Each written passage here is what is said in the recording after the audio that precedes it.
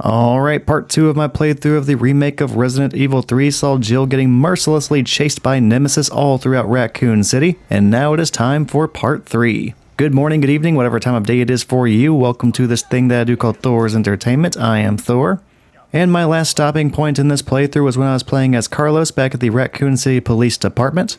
While in the Raccoon City Police Department, he got a transmission from Dr. Nathaniel Bard, a scientist who is working with Umbrella at the local hospital.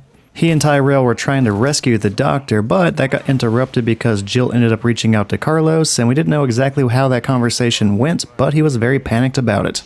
We saw the subway train that Jill was on crashed, and after that we really didn't know what happened to her. So here in part 3 we are going back to Jill to see what exactly happened after that crash and see what exactly was so crazy about that transmission to Carlos. Let's go ahead and get started.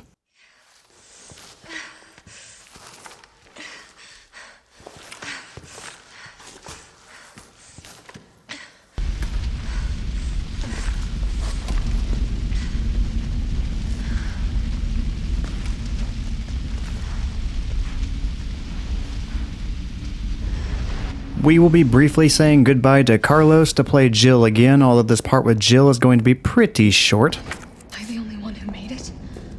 We go ahead and get this door open, and on the other side is going to be a safe room which contains a new type of ammunition for the grenade launcher. Those are going to be the mine rounds, and those are going to be very important for the upcoming boss battle. Carlos? Come in. Carlos? Oh, damn it. I guess I'm out of range. I start picking up the items in the room, and I also pick up the document nearby them. I'm not going to narrate that one because it just explains what the mine rounds are, and I think I can do that a little bit faster. So mine rounds are new grenades you can put in the grenade launcher. You shoot them at walls or on the floor, and whenever an enemy comes nearby them, they explode. Also, if you just directly shoot an enemy with those rounds, they will still explode. They are not the most powerful, but they are useful whenever trying to trap an opponent, which we are definitely going to be doing in the upcoming boss battle. For the next Nemesis battle, I need a lot of inventory spaces to pick up some more items. It can be tough getting all the items at the right time while managing my inventory leading up to and also during that battle, but it is definitely doable. Right now, the most I can free up at the box is 5 spaces. I'm going to be taking with me the combat knife, the grenade launcher, 4 mine rounds, 22 shotgun shells, and 2 green-red herb combinations. There were plenty of zombies in that hallway, but if you run down the left side, turn immediately at the stairs, hug the rail, and then dodge forward to the ladder, you should easily avoid all the zombies. We're still alive. I can't stay here. I grab handgun ammo off of the first bench, and then I find another document on the next bench. This one is titled Clocktower Brochure. St. Michael's Clocktower. St. Michael's Clocktower is a Baroque-style building which stands at the heart of Raccoon City. It has become a beloved icon, and residents consider it to be emblematic of the city as a whole. St. Michael's Church erected this tower in 1908, with the assistance of several philanthropists. It was dedicated to the children born in the developing city, and the first floor was used as an elementary school for many years. The city saw further growth during its electrification over the course of the early 20th century, and the student body of St. Michael's Elementary swelled to over 600 students. Unfortunately, St. Michael's Elementary was shuttered in 1978, as the building began to show signs of age and wear. The clock was deactivated, and strict limitations were placed on entry to the surrounding premises. Years passed with this once beloved monument and public plaza on lockdown. But in the 1990s, the Umbrella Corporation worked in league with Mayor Michael Warren to renovate and reopen the area. This time with proper preservation efforts in place. The clock tower was officially reopened in 1993. And today the sound of its heavy tolling bells can once again be heard throughout Raccoon City. So yeah, that pamphlet just sets up our very next destination. Before going towards that clock tower, I pick up the green herb that's beside the statue. Then I have Jill go behind the delivery truck and towards the police car. By its trunk is going to be a crate that I slash open to get a red herb. After collecting those, I go ahead and combine the herbs, and then it is time to head towards the clock tower. Now we get to hear what Carlos was hearing on the radio back at RPD.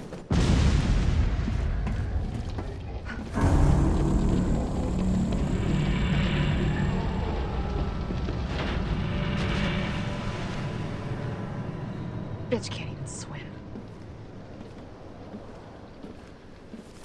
Carlos, respond. Yeah, what's up? We didn't make it. The train derailed. Derailed? Was anyone hurt? No, everybody's dead. Mikhail, everybody. Ah, shit. Nikolai left us to die. Wait, what? What the fuck? It's back! Jill! Jill, what happened? Jill, come in!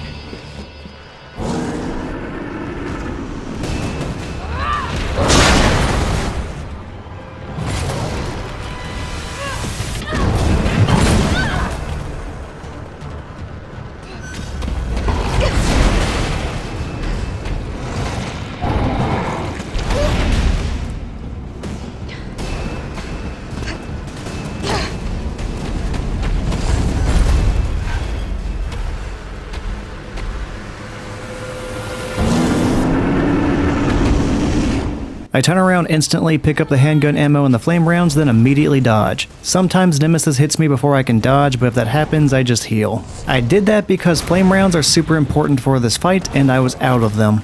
Shoot Nemesis with one flame round. That catches him on fire for damage over time and briefly stuns him. While stunned, I shoot him with all the shotgun shells I can before he recovers. Once he is active again, prepare to dodge. I almost always dodge forward and slightly to Jill's right. That avoids most attacks. Then reload, switch back to the grenade launcher, and do the process over again. While testing, I found that I consistently needed to stun Nemesis 3 times, and then shoot him 14 times with a shotgun to start the next phase of the fight. That next phase is signified whenever Nemesis does a big roar and then starts running on the walls of the buildings. Immediately after I use that exact amount of ammo, I know Nemesis is about to start that next phase, so I just immediately run to pick up more ammo. I am primarily targeting more shotgun shells. After grabbing those and a little bit extra, start running towards a very specific building. I also switch to the grenade launcher and switch to the mine rounds.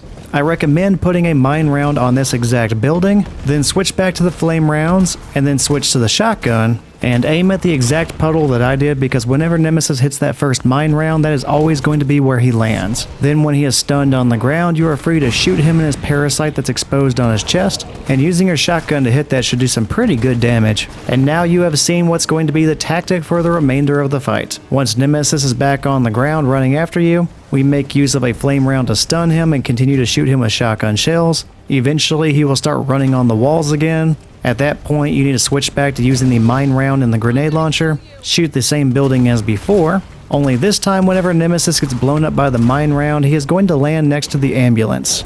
So make sure to adjust where you are aiming in anticipation of where he is going to land, because he is going to continue alternating his landing between those two spots, by that puddle and then by that ambulance. Just keep repeating that and make sure you have enough ammo to continue the process. If you run low on shotgun shells, there are some more inside the delivery truck. So with that in mind, you know the tricks I'm going to be doing to win this fight. Let me just explain a few of the extra details about what's going on.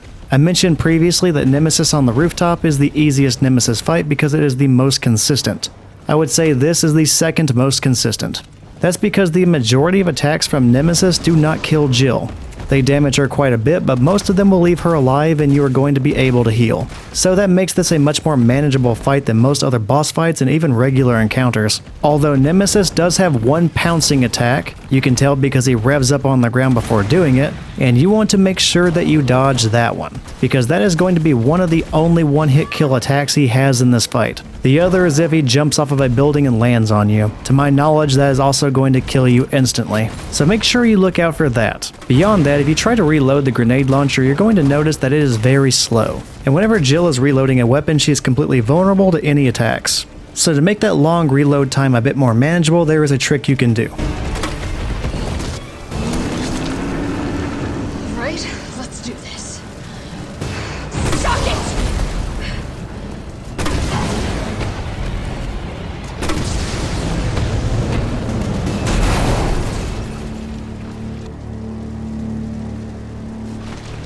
Carlos, you still there? Come on, you're gonna crap out on me now? God damn it. The trick I was talking about for a very fast grenade launcher reload is whenever you are reloading the grenade launcher, the animation for doing that is longer than it actually takes for you to put ammo in the weapon. What I mean by that is in the bottom right hand corner, you're going to see the amount of ammo whenever you're reloading, and it's going to max out before the animation is over. So whenever you are reloading the grenade launcher, switch to another weapon whenever that's maxed out and then switch back. That'll cancel out the animation, and the ammo you already put in the weapon is still going to be there, making it a much faster reload. That skipping the reload animation trick also works whenever you are just switching out the type of round, like whenever I was switching between the mine round and the flame rounds.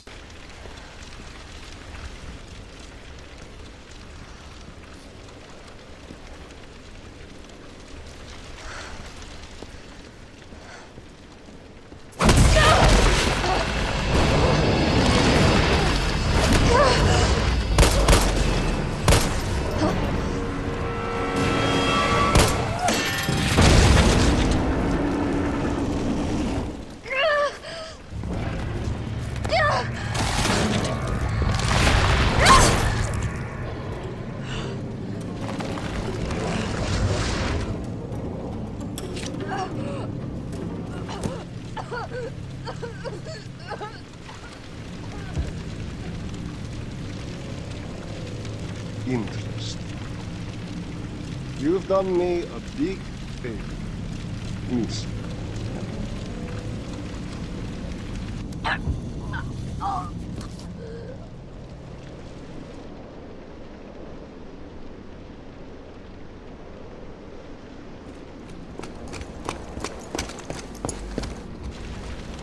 Jill!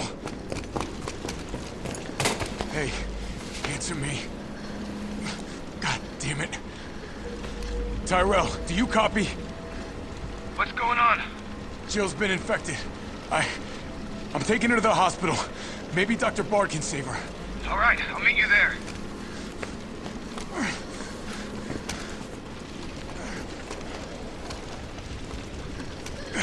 You hang in there, Super Cop. I got you.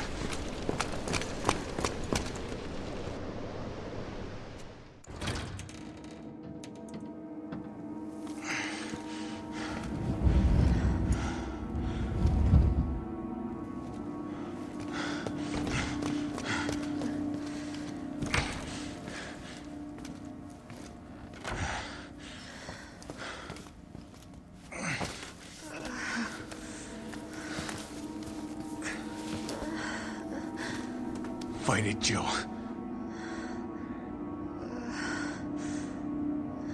I'm gonna get you the vaccine. Okay, after playing as Jill for about 10 minutes, we are back to playing as Carlos. You're gonna be okay. I promise. Tyrell, where's Bard now? Gotta be the lab in the back. Stay frosty, I'm on my way. Copy. I'll go on ahead.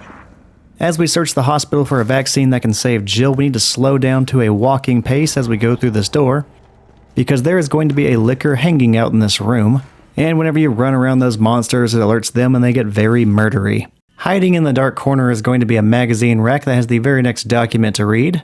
This is the Spencer Memorial pamphlet, and it says, "Welcome to Spencer Memorial Hospital, the heart of Raccoon City's healthcare, the forefront of science."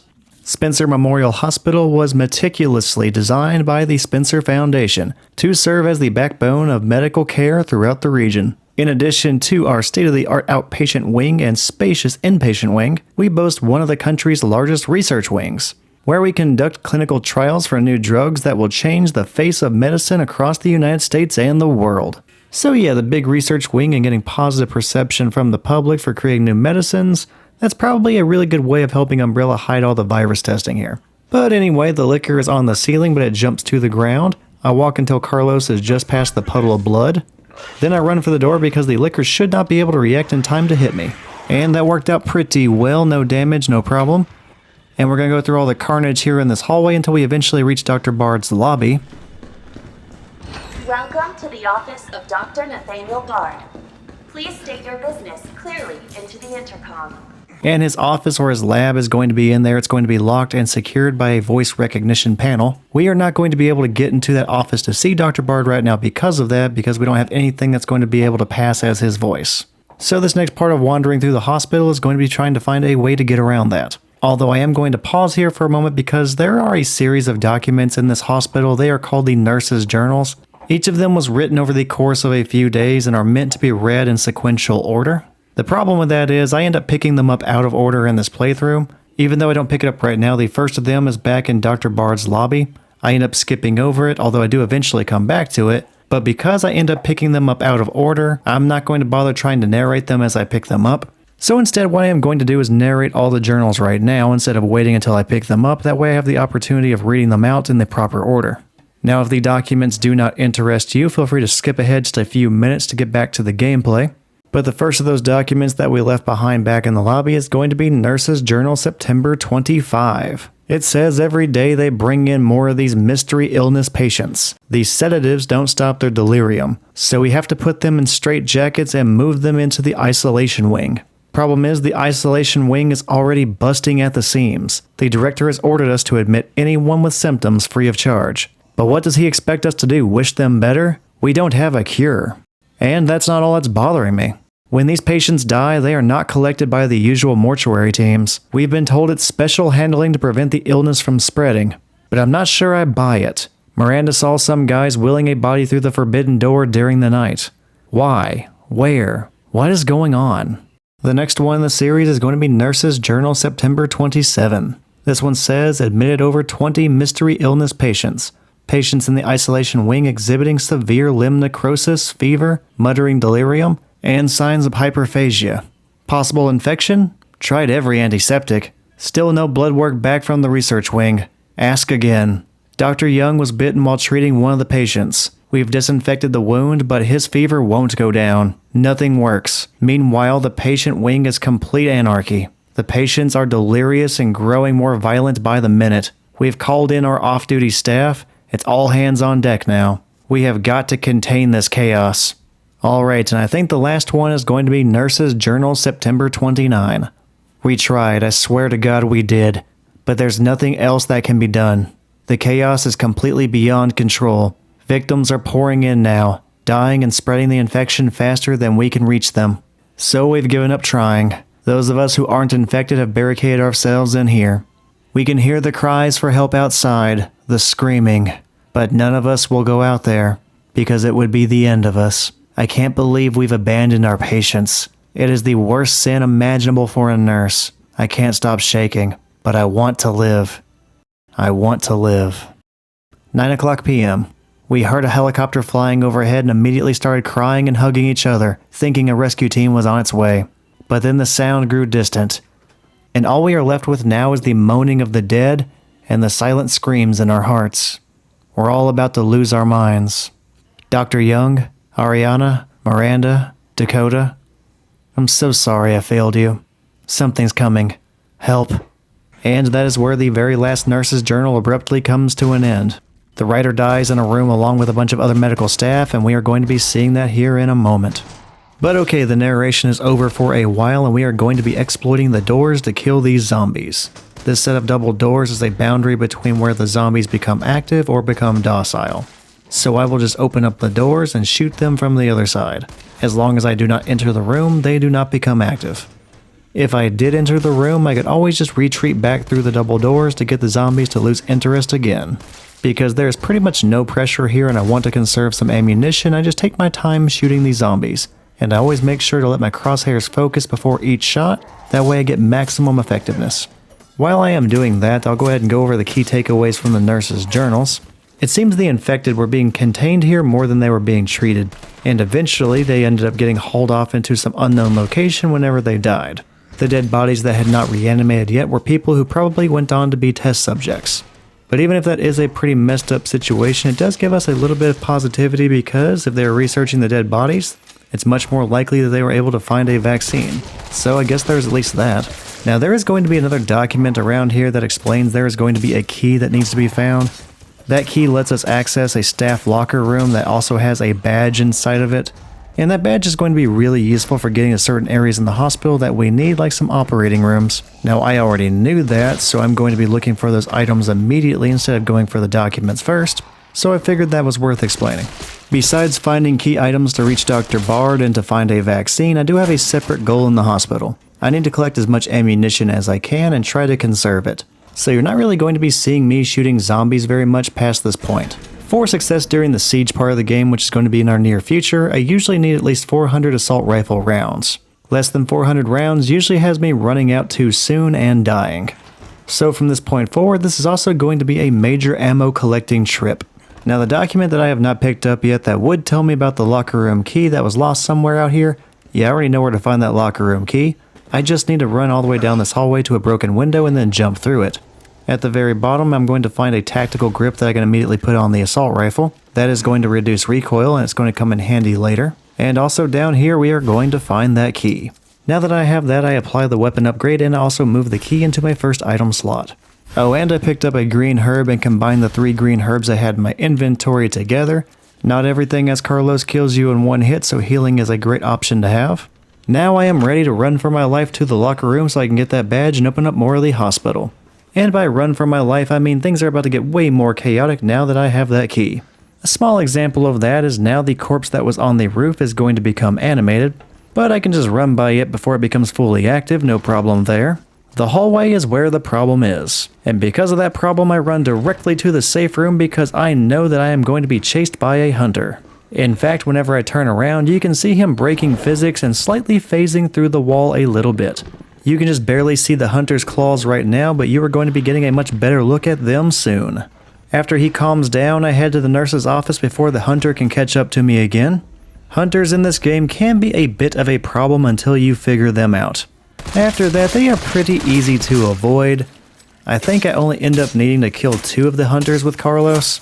The rest of them become pretty easy to dodge after you have learned how they behave.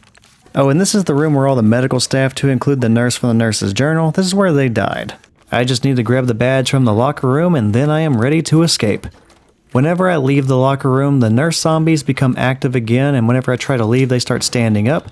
I only ended up killing 1 of them before I went into the locker room because that's the only one that really gets in my way. And with that one out of the way, I end up with a very clear run to the exit.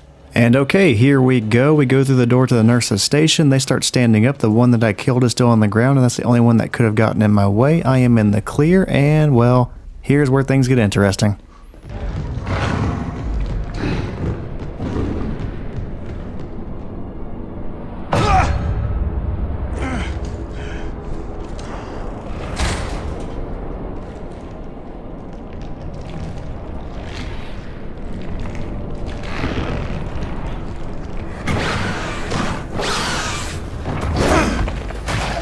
Well darn, usually I can elbow the hunter from the side and escape damageless, but well, I waited a little bit too long to strike and it hit me. No big deal though, I duck into the safe room and I start picking up all the items and I heal up a little bit before going back out into the hallway. The hunter we just saw in the nurse's office is going to stay in there, and the hunter we saw phasing through the safe room door earlier, he is still in the hallway. Running does alert the one that's still in the hallway, but I can go onto the roof for a moment and that will make it docile again. And after the hunter calms down, I go back into the hallway and I start to sneak up behind him, because on the other side of that hunter is going to be a door that I need to go through. Just before we can get to that door though, the hunter is going to notice us, but he is usually too slow to react and hit me before I go through the door. Now I elbow my way through the door, but do not run. There is going to be a licker in this room, and running through that door is going to get you pinned between a very angry licker and an angry hunter. That is a very bad spot to be. Oh, also ignore the banging doors. There are zombies on the other side of those, but they do not break through until I'm already about to leave this room. I do end up luring the licker around the chair so I can get by it without it getting alarmed. Then I am free to open up the safe for a magazine upgrade. The combination to the safe is going to be 9-3. For some reason that is the only safe combination that has 2 numbers.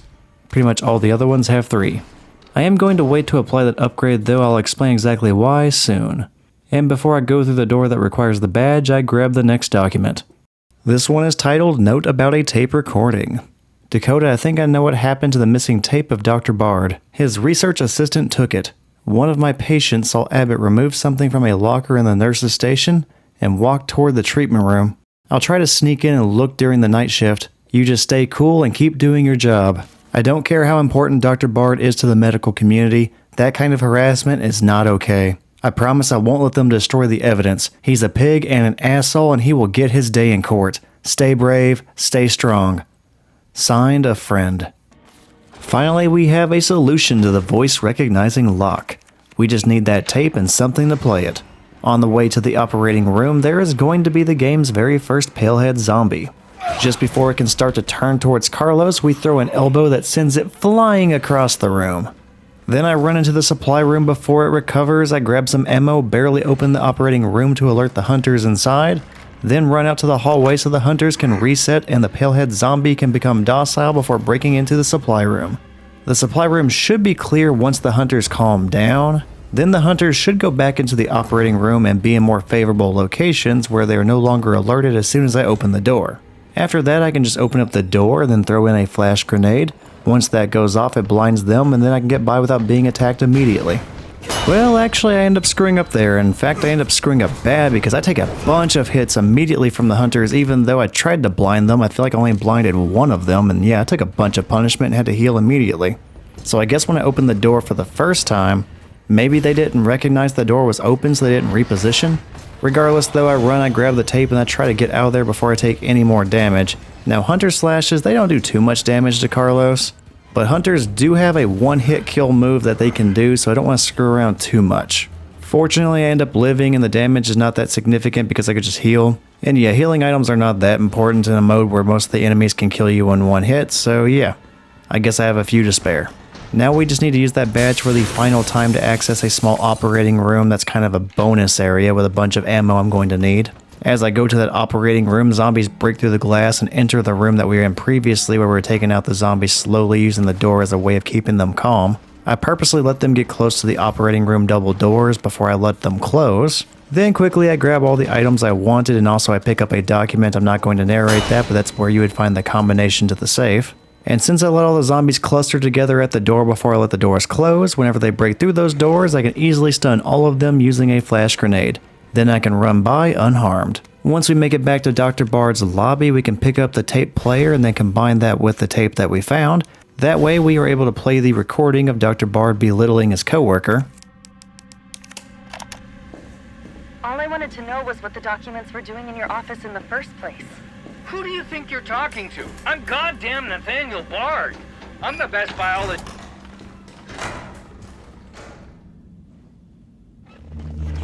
Bard. Tyrell. Bard's dead. He's been shot. Shit. And the vaccine? I'm looking. Well, look harder. There's gotta be a computer, right? Alright, only 2 more documents and we are done reading those as Carlos. This one is going to be Banquet Invitation.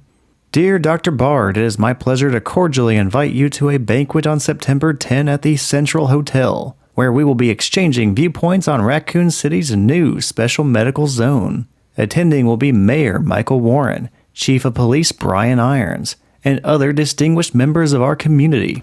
Thursday, September 10, 1998, 6 p.m., the Orient Restaurant, the Central Hotel, 2nd floor. We would be honored if you joined us.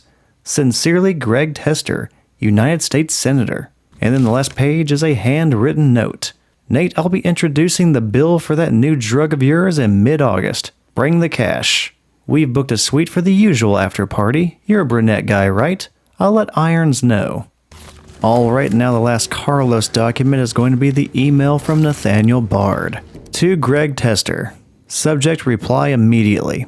Greg, I know you're watching the news. This virus is going to devour the whole country. The dead will wash over Capitol Hill like a tidal wave. You're not safe. However, you've always been a good friend to me, so I'd like to offer you a way out.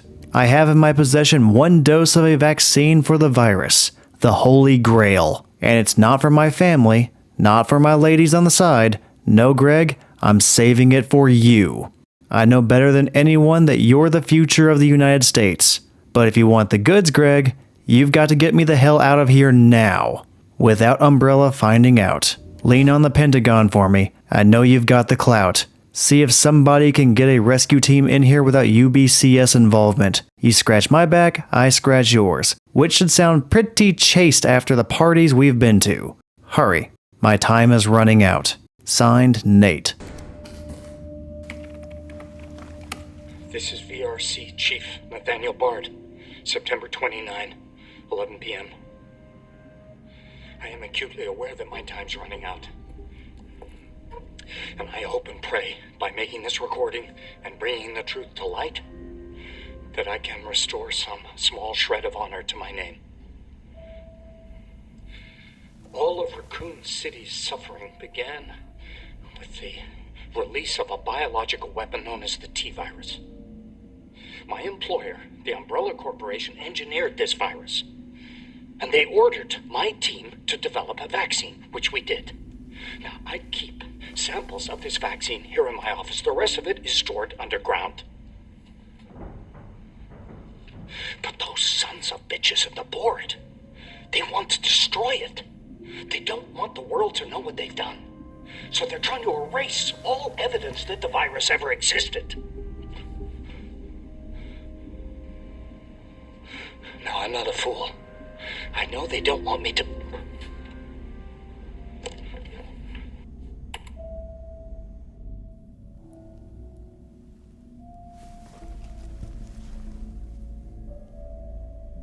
My God, Jill knew all along. And she trusted me anyway. Fuck!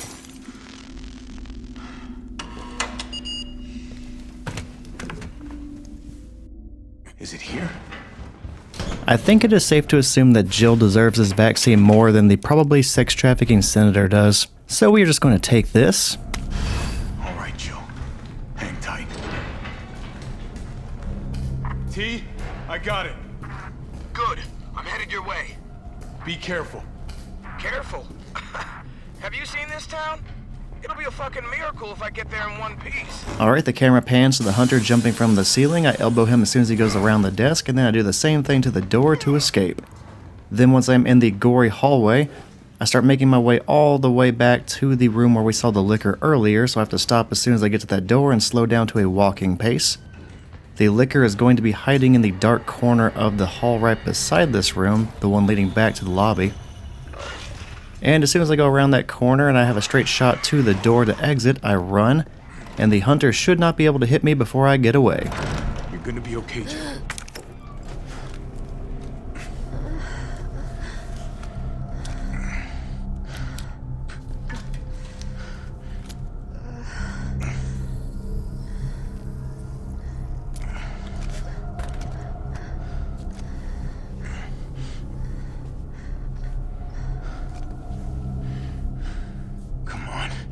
Shit better work.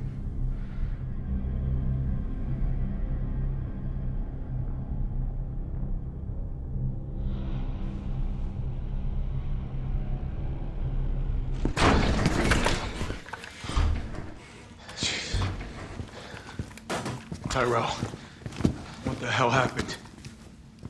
Attention all citizens. The contagion spreading throughout the city has been designated uncontainable. On October 1st, Raccoon City will be completely destroyed in a missile strike. All residents capable of rational thought are urged to evacuate immediately. This is not a test.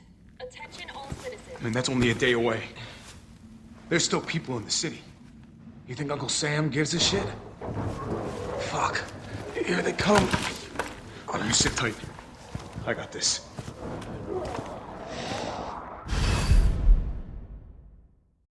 Better grab some gear. I'm gonna try to lower the window shutters. The less entry points, the better. And how do we do that? I'll try hacking into the hospital security system.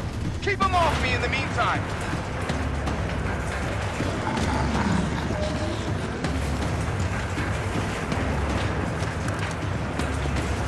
Alright, I have a little bit over 400 assault rifle bullets if I use the magazine upgrade right. Now you want to wait until your magazine is empty. Then apply the magazine upgrade and you're going to find that not only does your ammo capacity go up, suddenly magically your magazine is already full. It does not pull the ammo from the supply that you already have in your inventory, it just kind of appears out of nowhere. So it just gives you free ammunition and an instant reload. And anytime I can cut down on the reloading animation is good. It's very handy in this hectic mess. Now I don't have the best advice for the siege, I just recommend practicing it a lot of times. You want to get a rhythm for where the zombies are going to appear, because it's not random, the zombies are going to go through the same windows every single time. That way you're able to anticipate where to shoot. Ideally you kill them before they get through the window. However, they cannot die on the outside of the building. So even if they are already dead, they have to complete the animation of going through the window. And then their corpse will blow up on the ground whenever they are on the inside. So since it is not completely obvious when they are already dead because they're still going through the window, you want to get a feel for how many rounds it is going to take to kill a zombie. So eventually you get to this point where you have mental timing where you know when you need to stop shooting, and then you can move on to the next zombie while the previous one falls into the lobby and dies. There are 2 generators in this room that will bail you out if the zombies get into the lobby, so even though you have to be pretty quick to keep from getting overwhelmed, those can be pretty helpful. Like I said, it just takes practice, but eventually you get used to it and you get faster at it. There's no real secret to beating this. Oh, and as needed, just be sure to pick up the detonator and the ammo in the boxes. I mentioned that I wanted 400 assault rifle rounds before the siege started, but that was not counting all the ammunition in the boxes. 400 by itself is not good enough to beat this, so make sure you pick those up. And as I am watching this back and how I had to memorize where everybody was entering the room, what window was going to be the next one I needed to go to, things like that, I'm kind of reminded of the No Way Out challenge from Resident Evil 2, where you got to play as the sheriff who died at the very beginning of the game, but then you're also under siege but in the gas station, and then all the enemies would come in a predictable wave and you just kind of had to figure out what was the best move to take them out before the next wave began. That was a lot of fun, and this is definitely bringing back memories of that. Eventually the lights are going to go out, and that's when a hunter is going to break through the doors behind the desk. Make sure you have a hand grenade ready to kill it as soon as it breaks through. Then as the grenade detonates, you can turn your attention back to the zombies immediately. Then you have to get back into rhythm because they can make more progress through those windows than you might think, even though only a brief amount of time was spent on the hunter. But yeah, during this part with Carlos, each of my grenades has a very specific purpose. All the hand grenades, they get used on the hunter so they die in one hit. And all of my flash grenades get saved for the very end. They are a big part of the finale, because during that there's going to be a timer ticking down, and I am just going to want to use those flash grenades to stun the enemies and stall for time. And I always find that just as I'm starting to get my rhythm back, killing off all the zombies going through the windows, it's around that point that eventually a parasite zombie will make an appearance. There are going to be a few of these throughout the siege. You will have to shoot them in the parasite on their head or they do not die. Body shots can take them to the ground, but they are going to be mostly a waste of ammo after that. Too many body shots and not focusing on the parasite on the zombie's head will end up getting you killed, or you're going to run out of ammunition, which will eventually get you killed. But yeah, I just killed the very first of those parasite zombies. I believe there are going to be 2 more that end up entering the building at some point. Although with the very first one that I killed, it did not immediately have a parasite on its head before it went through the window. That did not happen until I was already shooting it on the interior of the building. And I do believe one of the parasite zombies has the parasite already on its head before going through the window, but I do not believe all of them are that way after that first one. And yeah, you definitely have to prioritize the parasite zombies, otherwise they're going to be the biggest problem in the room. And even if they are not really damaging you or disrupting you too much, they are still possibly going to spend a bunch of your ammo, so yeah, they can definitely be a problem. Also, eventually, another hunter will show up, so be ready to throw your last grenade at that monster. Here he is, here goes the grenade, and boom goes the hunter. That is the very last one of those that we need to deal with. Now eventually, whenever going through the siege, I end up running out of assault rifle ammo, so even though I saved up as much as I could, it still wasn't quite enough. Fortunately, that happens when there's only a few zombies left, so I think I have just enough handgun ammo to get through this. But yeah, like I keep harping on, the 400 assault rifle rounds, that combined with all the ammunition in this room was still just barely enough to get me to the very end. And yet it still wasn't enough to kill all the zombies, so ammunition conservation is very important.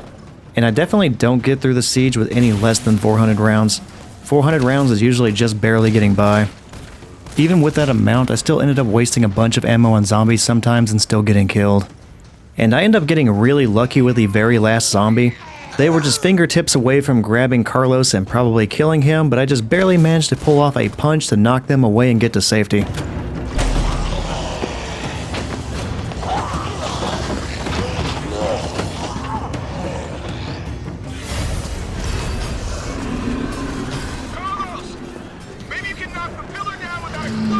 I let all these zombies get really close to me before shooting the generator to stun all of them and then set up the detonator. Only thing is, I did not actually stun all the zombies. I get bit and I was so sure I was going to die, but then much to my surprise, I button mashed just enough to get that zombie off of Carlos. So I just barely end up living there. I really probably should have died, but I was super thrilled that I did not. Because I mentioned previously between saves, like sometimes it takes me like 8, 6, 10 hours, and just several attempts to reach the next save point. Well, this was only my second attempt.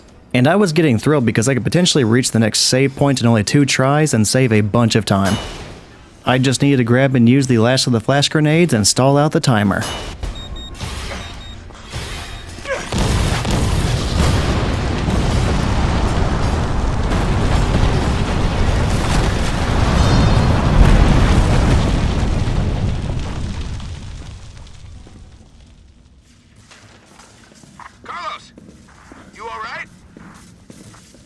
Not even close. But at least it's over. I'm coming back.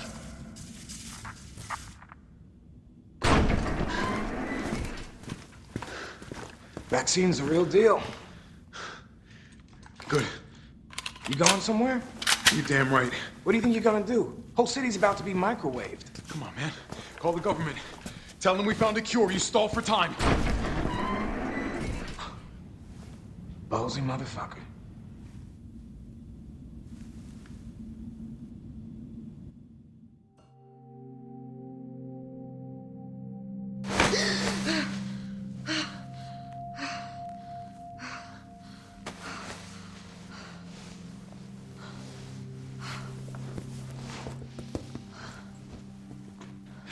Jill. Thank God you're okay. I've got good news. It's over now. The city's safe.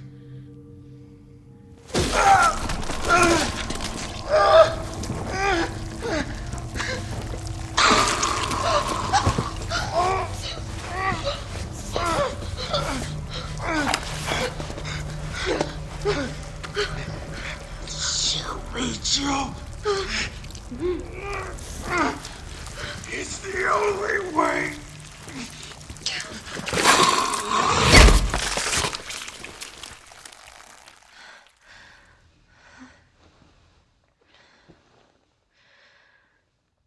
Where am I?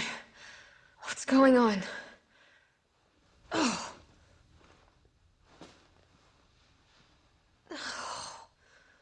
Attention all citizens. The missile strike on Raccoon City will occur in just hours. The payload is designed to eradicate all biological material. You will not survive if you remain in the city. October 1st. Evacuate now. Repeat. No. Evacuate now. Can't be. This is not a test.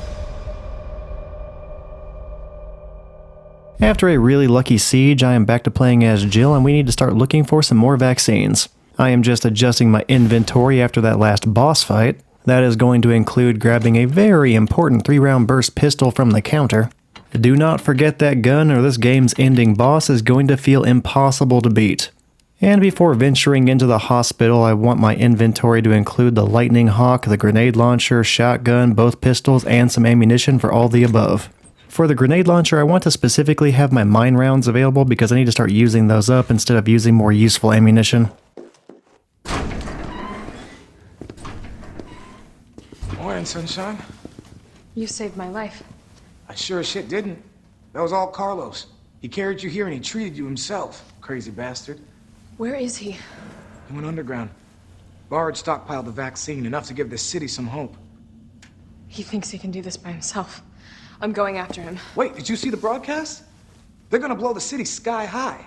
I'm trying to get a hold of someone, anyone with the clearance to stop it. Leave this mess to him. He's a professional. So am I. Right. Guess I'm not talking you out of this. The storage facility is underground, beneath this hospital. Also, finally, we are getting rid of the combat knife that I've been clinging to the entire game. That knife is no longer really going to be useful. The most useful thing I could have been doing with the knife from this point forward would be just using it to break boxes, but I can just shoot those boxes with a pistol instead. Ammo conservation for the pistol is not going to be very important anymore. Oh, and one other thing that I should have done at the storage box initially, but did not do until now, was withdraw the lockpick. Without that, we cannot advance further in the game, and there are also some items I want that require the lockpick, so yeah, we definitely need that. Now, the liquor is still in this room, so do not run, and this door right here is the one that we need the lockpick for. I'm not going to go through the door right now, but I am going to go ahead and remove that lock right now. That's because we need to go further into the hospital to get a few extra items, and whenever we return, the liquor is going to be blocking that door. So I do not want to waste any time having to unlock it whenever I return. I just want to be able to run by that liquor and then jump through that door as quickly as I can before it can attack me. And alright, we unlock this box and get some magnum ammunition. And there's actually a bunch of extra magnum ammunition throughout the hospital along with a bunch of other useful ammunition. But I'm not really going to go any further than Dr. Bard's lab. Inside that lab where he got shot, there is going to be some explosive powder that I want, and that's pretty much going to be it. Now, it's not like I wouldn't want all the extra ammunition if I had the time to do it, but whenever I was doing my test runs for this game, I found that it took just way too much time to get that ammunition, And as a result, it made beating this game in under 2 hours a little bit too difficult for me. So instead, I'm going to be skipping all that extra ammo and going into the secret Umbrella laboratory, just having gotten a little bit of extra magnum ammo and that extra explosive powder. As predicted, the liquor is hanging out by the forbidden door that the nurses talked about in the nurse's journal. We are now going to bust through that door and go check out what exactly was so forbidden. And down here there is going to be a crate that we can open up. I'm just going to go ahead and shoot it. It's worth mentioning here that these crates have randomized items in them. So every single time you load up your save, you could potentially have a different item in those boxes. Now I dodged the palehead zombie and just barely get away actually. In real time, I was actually shocked I got away from that because normally what I want to do is dodge the palehead zombie, which usually sends me hurtling through the door before it ever has the chance to turn around and try and get me again. That did not happen here, and it nearly got me. If it did not become docile because it accidentally went through the door, its area of activity was left at that point. But had it not left that area of activity, it easily could have gotten me and killed me. So yeah, the really good luck I was getting as Carlos is now rubbing off on Jill a little bit. Although in real time my heart was racing because again I was very close to my next save point and it only took me 2 attempts to get here, and I really did not want to die. It is hard to articulate exactly how many times I died and how much time was spent in previous attempts trying to get from one save point to the next, but it was a lot. It was really trying on my patience, and the opportunity to get to the next save point in only 2 attempts was massive, so I was stressing out just a little bit. Alright, welcome to yet another underground secret Umbrella laboratory. I pick up a hip pouch for extra inventory space, and here is the next document. I'm actually not going to narrate that one because it just explains a gimmick that we are about to face. We are about to reach an elevator which occasionally gets overloaded on power and blows some fuses. Whenever that happens, we have to replace the fuses by going to a bunch of sub-generators around the area, and then return to the elevator, put those fuses in the main generator, and then suddenly we can use that elevator. I'll give you one guess what is about to halt our progress. I must admit, I respect your tenacity, but I'm afraid our games end here. Okay, a palehead zombie is going to fall right here, and I shoot it in the face a few times with a shotgun to make sure it does not get back up. I have not really explained palehead zombies up to this point, but they can regenerate their health. So you want to make sure you kill them very quickly with a somewhat powerful weapon like the shotgun or the lightning hawk, something like that. Otherwise, the best option is pretty much always going to be to dodge them. I just don't bother dodging that one because it's kind of a pain. Now I end up getting really lucky with the crates at the very top of this elevator because again those are randomized, and the random selection I got this time gave me some shotgun shells which I kind of needed. I skipped the first fuse and go down the ladder on purpose. I'll explain why in a moment. I also quickly shoot a mine round at the Hunter Gamma and try to run away, only I unfortunately dodge forward for some reason which lets the Hunter Gamma catch up to me. This is another area where I got super lucky and did not really deserve to live because the only thing that kept me from getting eaten by the Hunter Gamma was a bunch of animations where I think Jill had some invincibility frames. Otherwise, I have no idea why it did not eat me. It had every opportunity to do so. Normally I can stun it with the mine round and get away no problem, but dodging forward like I did just caused it to be right behind me, basically phasing through me the entire time. Here's where the extra shotgun shells I got from the crate come in handy. I can just go into this room and quickly shoot the crap out of the regular zombies and run away. Now I could just kill them with the handgun, but the shotgun's just faster, so it's nice to get that extra ammo. I'm also skipping one of these elevators that I could ride back down to the bottom floor. If I were to do that, there would be a weapon upgrade for the shotgun. It's a speed reloader, but I really don't need it, so it's not worth the slow elevator ride to get it. That would just waste time, and I'm kind of going to be cutting it close on that. Although this high-grade gunpowder actually is important, so do not forget that. Down here, one of the doors to the containers busts open and falls down in front of me. In different difficulties, there would be enemies inside of there. On this difficulty, there is not. So I just grab the fuse and start making my way back to the ladder, and then the second door is going to fall down, and that one actually has enemies in it. It should be 2 dogs and 1 Hunter Gamma. I just run straight to the ladder and start climbing it because whenever you are climbing the ladder, Jill has invincibility frames. So even though those enemies are basically phasing through her, there is nothing they can really do to her. So yeah, don't bother with them, just run straight to the ladder. Now, back to the room where I shot the crap out of those zombies with the shotgun. All those zombies should be dead, just leaving the palehead zombie. And then I focus a lightning hawk shot to its head, and I get a successful headshot taking it down. I then grab the shotgun shells and pick up the next document. This document is the employee memo. The first entry is dated September 12th. Admitted to November 2, male 45, female 32. Discarded male 60, female 89. Next is September 15, admitted November 2, males 55, 19, female 51. Discarded female 76. Returned female 8, uninfected. September 22, admitted to November 2, males 25, 22, 15. Females 16, 21, 29. Discarded 6 male specimens, 9 female specimens. Disposals trending upward daily. Preemptively dispose of any over 30 years of age. September 24. Nightly transfer observed by nurse. Admissions to underground facility temporarily halted. So yeah, the nurse that was writing in the nurse's journal talking about somebody taking bodies behind the forbidden door, yeah, it turns out the people taking them behind the forbidden door noticed as well. Then they started halting the transfer of these patients to the underground facility, which meant the infected were backed up in the hospital longer than before, which may have actually accelerated the rate that they took the hospital and killed off all the staff. Okay, back to finding fuses. I'm going to go ahead and unlock this door that leads back to the safe room that we were in earlier where we got the hip pouch. And now down this ladder is where we're actually going to find the fuse. I skipped the extra items down here because I really don't need them. And then once I grab the fuse, a new threat is going to appear. It's going to be a hunter. It's going to lunge at you, but it always misses. So don't worry, just keep running towards the ladder and get up on that ladder as quickly as possible. The invincibility frames I was talking about earlier apply to the hunter as well. So as long as you are on that ladder, the hunter cannot hurt you. Then we cut through the safe room and get back to the walkway we were on earlier, only I do not jump down immediately. Instead, I grab the explosive powder that's just at the end of the walkway. After that, then I hop down to the bottom. And this is why I did not pick up that first fuse.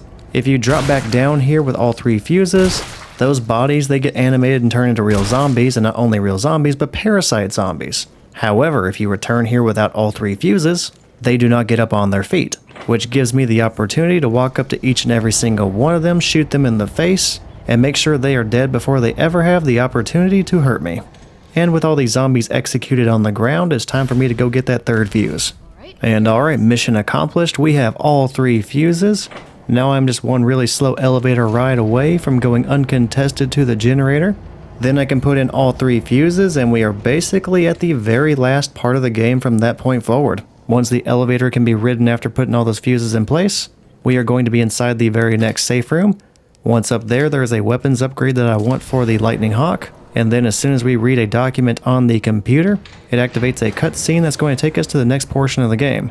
After that cutscene is going to be where I save, and that's going to be the 4th save of the game. I'll be saving the 5th and final save for just before the final boss. Okay, we have the extended barrel for the Lightning Hawk. That reduces recoil and increases the damage.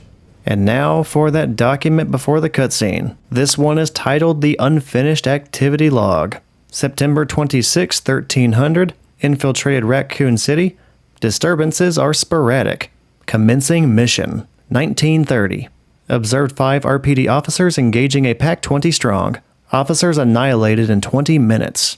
September 27, 1200, test run at university. Diverted pack including canines to campus. 64% infection and conversion in 2 hours. No survivors. 2300. Successful rendezvous with MV platoon. Will make first attempt at dawn. September 28, 0430, diverted pack toward command post. Result, night skirmish in confined area with large number of combatants. Video attached. 0800, end of skirmish. 7 survivors. 1800, unknown bioweapon deployed at point Delta 18. Tracking it per orders, it appears to be on the hunt. 2000, got eyes on 2 stars, a male infected and a female. Bioweapon is pursuing the female. September 29, 000 hours. Female JV has made contact with MV platoon. Bioweapon's appearance and behavior are consistent with Project N. Investigating. 0400. Observed bioweapon wielding conventional weapons. It seems to be strongly fixated on terminating JV. And it knows the city layout. Evidence it can be imprinted?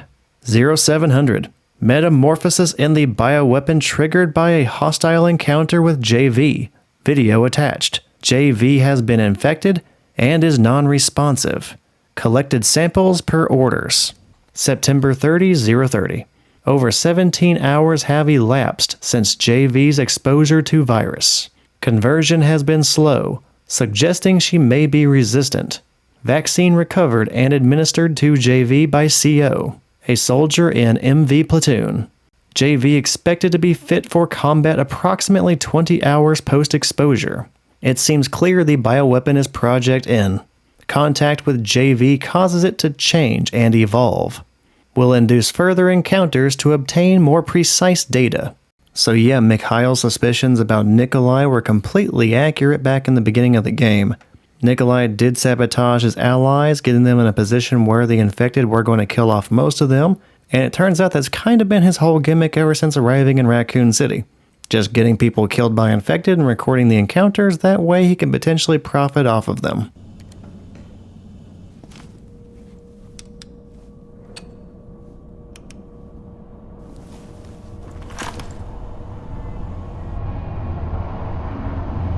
Jill, Tyrell.